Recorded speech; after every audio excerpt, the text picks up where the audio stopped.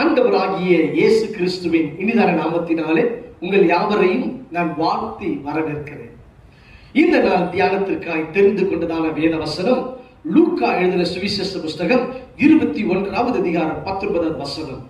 உங்கள் பொறுமையினால் உங்கள் ஆத்துமாக்களை காத்துக் கொள்ளுங்கள்.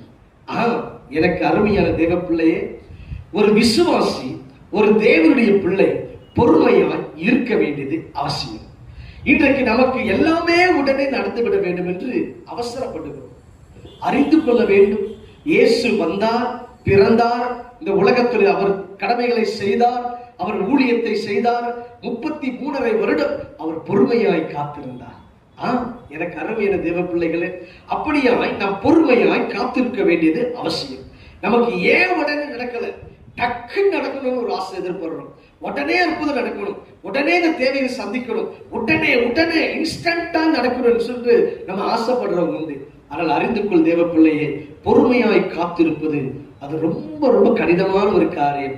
ஆனால் நாம் பொறுமையாய் காத்திருக்க வேண்டும். எப்படி தெரியுமா?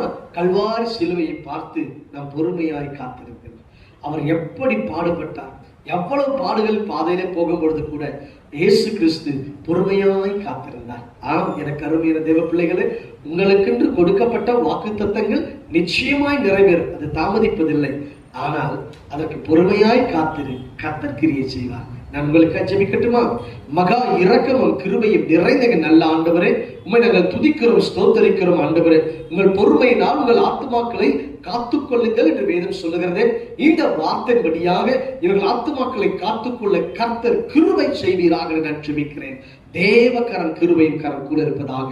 வியாதியோடு பலவீனத்தோடு யார் இந்த நிகழ்ச்சியை பார்த்து கொண்டிருந்தாலும் இயேசு கிறிஸ்து அற்புதத்தை செய்வீராக. தேவகரம் கிருபையின் கரம் கூட இருப்பதாக. உன்னதர் இயேசுவின் நாமத்தில் ஜெபிக்கிறோம் நல்ல பிதாவே, ஆமென்.